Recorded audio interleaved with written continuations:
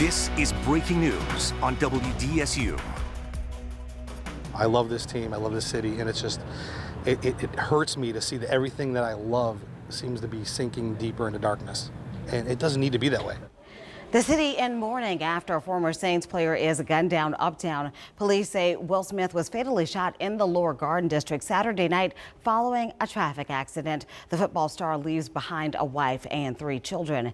Good evening. Thanks for joining us. I'm Gina Swanson. The death of Will Smith, as you can imagine, sent shockwaves through this city. Here's a picture taken last night that shows a happy and vibrant Will Smith enjoying dinner at a restaurant on Magazine Street. Just an hour later, Smith was shot and killed on the streets of New Orleans. We have live team coverage tonight with sports anchor Fletcher Mackel on Smith's time with the Saints. Anchor Farrah Reyna has fan reaction to his death, and Travers Mackel has more information on the suspect. But we begin with WDSU reporter Jennifer Crockett live outside of criminal court with the latest on this investigation. Jennifer. That's right, Gina. Well, inside criminal district court here, Cardell Hayes, the man charged with shooting and killing Will Smith, he's charged with second-degree murder.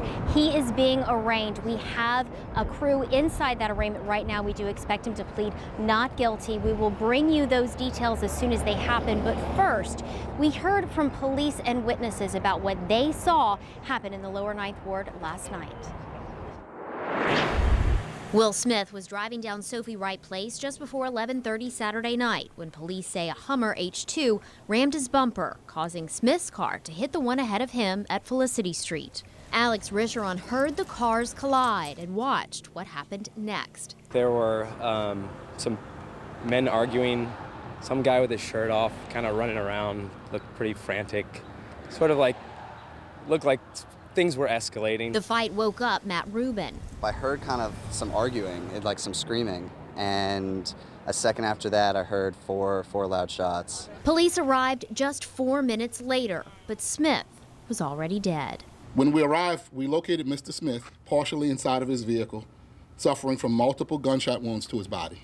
According to a spokesman for the police department, Smith was either getting back into his car or trying to get something out of it when the driver of the Hummer, Cardell Hayes, shot the Saints star and his wife Raquel. Her injury to the right leg is not life-threatening. Cardell Hayes stayed on the scene until the police arrived.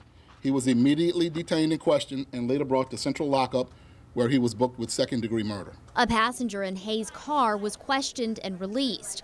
The witnesses in the Impala, all friends of the Smiths, are said to be cooperating with the investigation. NOPD Chief Michael Harrison says Hayes is also talking to police. The NOPD confiscated one gun from the scene, a handgun they think killed Will Smith. They also hauled off all 3 cars involved in the accident and are seeking search warrants to look for more. And we will build a strong case for the district attorney to prosecute Cardell Hayes to the fullest extent of the law. The investigation into the murder of 34-year-old Will Smith continues tonight, and homicide detectives are looking into some very specific things. First, they want to know, did Smith and Hayes know each other? Now, Chief Michael Harrison said that Hayes told investigators that he did not target Smith. However, they're looking into a possible connection between the two to see how that could relate to a murder. They're also eager to get into those 3 cars, so they're working on getting that search warrant executed right now. Finally, they're looking for any surveillance footage, all critical parts to this ongoing investigation that could lead to even more evidence. Gina? Jennifer, clearly we're trying to stay on top of this story. Have we gotten any word on the arraignment of Cardell Hayes? Cardell Hayes is in criminal district court behind me. This is the prisoner transport entrance where sheriff's deputies take prisoners from Orleans Parish Jail to and from court. That is where Cardell has been ever since the shooting last night after he finished talking with police. He is inside right now. I'm told he's shackled in an orange jumpsuit. His arraignment hearing has not yet begun, although as soon as we get those details, we will bring them to you. Here's what we expect to happen. We expect him to plead not guilty. He'll plead that before a magistrate. She could then set bond. Because this is such a high-profile case, we do expect that bond to be set exceptionally high. She could also choose not to set bond at all. As soon as those details come in, we will bring them to you. We're staying right here outside of Orleans Criminal District Court. Jennifer Crockett, WDSU News. All right, Jennifer, thanks. The former football player was killed just months before being inducted into the Saints Hall of Fame. WDSU sports anchor Fletcher Mackel joins us in studio with more on the legacy Smith left behind on and off the field. That's right, Gina. Will Smith was voted into the Saints Hall of Fame unanimously. And the reason for that was simple. On and off the field, he was a true leader, a guy who was a foundation pillar of the Saints' success. Drafted in the first round in 2004 out of The Ohio State University, Will Smith was one of the men who truly helped the Saints become heavenly. The 34-year-old played with the black and gold for 10 seasons, and he racked up 67.5 career sacks. He made the NFL Pro Bowl in 2006, and he was the defensive team captain on the 2009 Super Bowl championship team.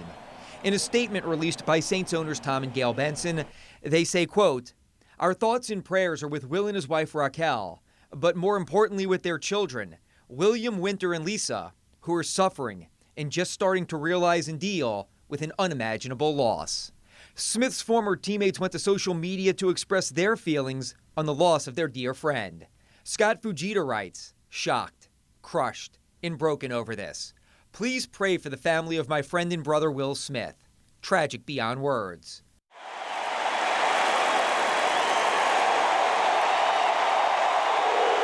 Will Smith was there in 2011, helping Steve Gleason when he announced to the world he was suffering from ALS. Today, Gleason tweeted, "Senseless and tragic. Don't come close to capturing my feelings on the Will Smith murder. Love you, Will." Last summer, I sat down and spoke with Will Smith as part of our Hurricane Katrina 10th anniversary coverage. And listening to him talk about the Saints' connection to the city and the state of Louisiana is one of the reasons why he was loved by so many. He was truly an unselfish leader and a champion of the Gulf Coast. That's why we were so good. That's why we started winning, because it wasn't just about the players and the teammates and, you know, trying to win games just to go to the playoffs. It's like we got to win games to make the people of Louisiana feel better. Coming up tonight at 10 o'clock, we'll hear from some of Will Smith's former teammates about his life and legacy. Gina?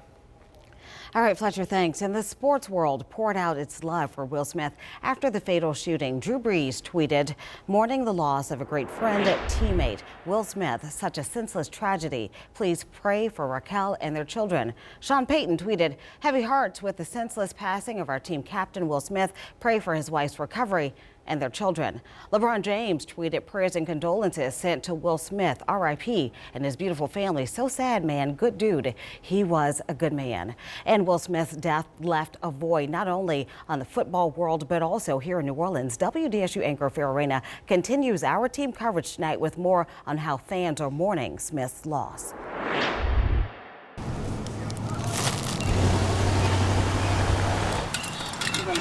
Devoted members of the Saints Nation are angry, devastated, and shocked after hearing the tragic news of Will Smith's death.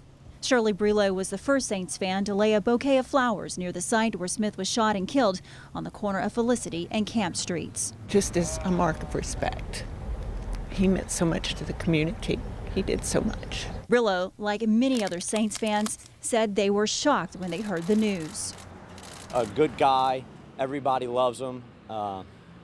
And just an absolute shame. It's weird to think about, you know, that could happen to someone that you sort of grow up idolizing. I was baffled. It took me completely by surprise. It was so sad.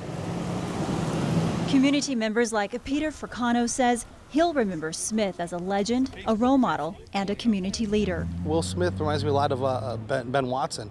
Ben Watson was such a great voice for this team and for this city, and an advocate for being just a great person. Same thing with Will Smith. I mean, so in a sense, we've lost a member of the Who Dat Nation. She's lost a husband, and they've lost a father. If you're a Saints fan and want to pay your respect to Will Smith, a memorial has been made at Sophie Wright Place on the corner of Felicity and Camp Streets. In the Lower Garden District, Farrah Reyna, WDSU News.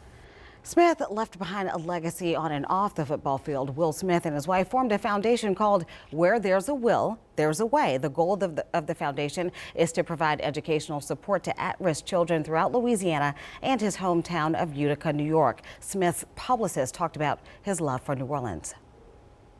In New Orleans, he believed so much in the people and that city could overcome anything. He was there when Katrina hit, and he stayed in that season, 2006, following Katrina. He really rose to a level of leadership in that city, and he took it upon himself to make that community a better place. Annually since 2012, Smith and his wife hosted Santa with the Smiths at a Christmas event for families selected by the Kingsley House that provides nationally accredited and state certified programs to thousands of infants, youth, adults, parents, senior citizens, and mentally fragile adults throughout Southeast Louisiana. And we are learning more about Smith's alleged killer, 28-year-old Cardell Hayes. We have learned that bond has just been set at $1 million. He also received a massive settlement from the city of New Orleans after his father was shot and killed by NOPD officers more than a decade ago. WDSU investigative reporter Travers Mackle continues our team coverage. Cardell Hayes successfully sued the city of New Orleans and the NOPD, and in 2011 received a hefty settlement. Sources say it was 7 figures. Now check out this video from December 2005, just months after Hurricane Katrina. Hayes' father, Anthony, is the man wielding a pocket knife on St. Charles Avenue in this video. He was shot and killed by NOPD officers. The officers were not disciplined and the shooting deemed justified. But Hayes' son and other family members sued, saying the lethal use of force was not necessary and cops should have used another means to subdue their father, like a taser. But back then, only SWAT team officers were equipped with those. Hayes' father was mentally ill and just prior to being shot, got into an altercation with a clerk at a nearby Walgreens. Coincidentally, on the scene that day in 2005 and named in the lawsuit, Captain Billy Saravolo. As we first reported, Saravolo was also with Smith Saturday night and snapped this picture at a Magazine Street sushi restaurant less than an hour before the shooting. Saravolo is retired from the NOPD and is personal friends with Smith and his family. We asked the chief about the connection. I understand that to be a fact, but we have no information to suggest that that incident that occurred back then had anything to do with the shooting last night. As for Hayes, he played prep football at Warren Easton and in low-level professional and semi-pro leagues. He also reportedly has worked on a Hollywood production shot in New Orleans in recent years, playing, of all things, a football player. Hayes has previously been arrested for being in possession illegally of a firearm. I'm Travers Mackle. Gina, back to you. All right, Travers, thanks. Also at the scene last night, former Saints running back Pierre Thomas. Chief Harrison says he was part of the group dining with Smith prior to the shooting and is also cooperating with officers. We will continue to follow this breaking news story on air, online, and our social media pages for developments. Right now on our website, you'll find a full news conference on the Smith murder investigation and a slideshow of images of former Saints player Will Smith on and off the field. All of that and more right now on WDSU.com. Coming up on our news at 5, a fatal shooting in Baton Rouge leaves 2 Southern University students dead. We'll tell you who officials say was killed in the violence.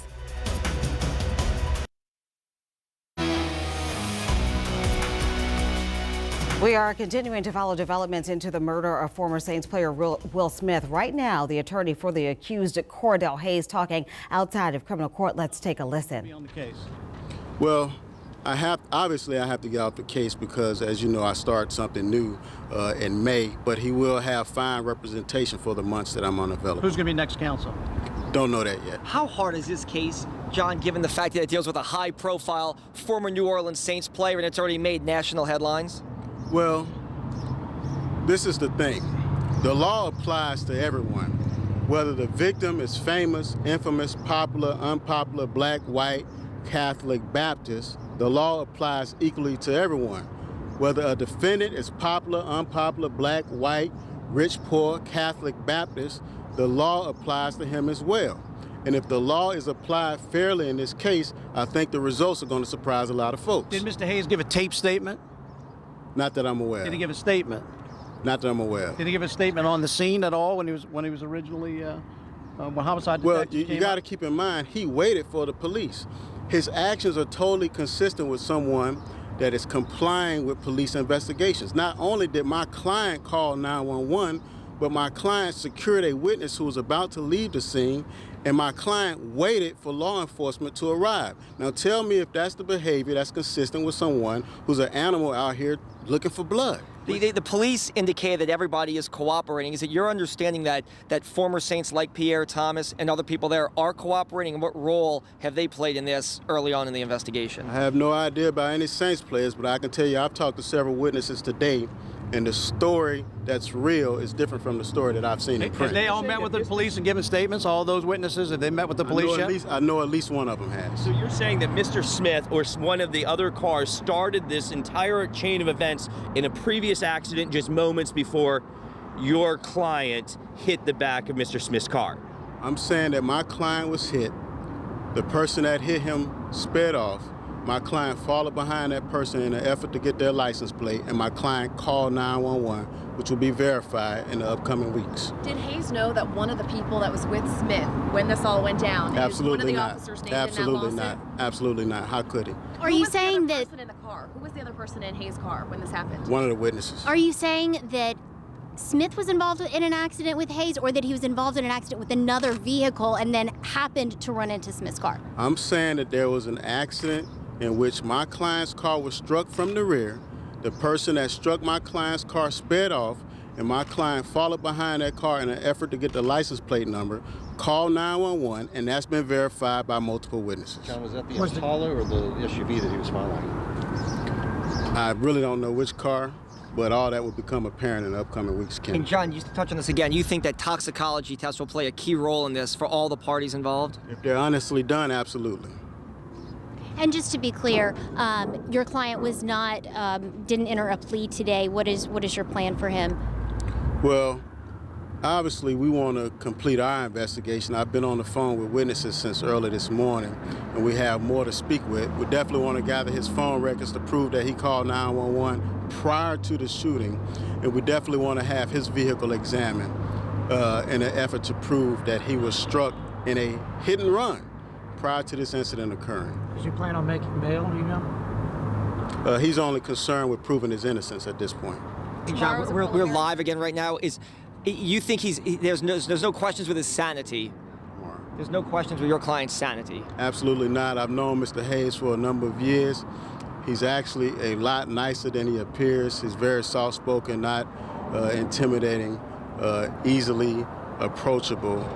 Sanity is not even a consideration. And you said he called 911 twice. The second time was that to report that he had shot? No, I didn't say he called 911 twice. Mr. Forey asked me if he did, and I said I'm not certain. I know he called 911 at least once. The 2005 incident, you said no role, even though that one of the people involved was at the scene back in 2005? Absolutely not. As you know, Travis, this is New Orleans, and we're always running into people we know. What time did you say preliminary tomorrow? Tomorrow afternoon is a hearing to confirm who his lawyer is, which will be someone from my office, and that's set for 3 o'clock tomorrow. John, were you surprised at the bond amount that was set? No, I told my client that he could expect the bond to be set between $1 million and 1.5. And the judge, if I'm not mistaken, if I heard her right, she said it at $1 million, which is consistent with this type of charge. Doesn't say anything as to the weight of the evidence. It's just a typical murder bond, Ken. Do they have any mutual friends, Mr. Hayes and Mr. Smith?